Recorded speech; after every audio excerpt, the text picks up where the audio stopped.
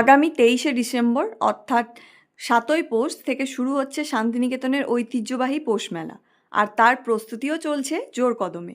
মেলার মাঠ জুড়ে কোথাও খুঁটি পোঁতার কাজ চলছে, কোথাও রঙিন কাপড়ে সাজানো হচ্ছে দোকানপাট। কারো হাতে হাতুড়ি, কারো হাতে রং।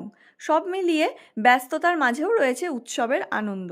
নাগরদোলার ফিটিংয়ের কাজ চলছে পুরোদমে। শিশুদের হাসি কোলাহলের অপেক্ষায় এই নাগরদোলাগুলি।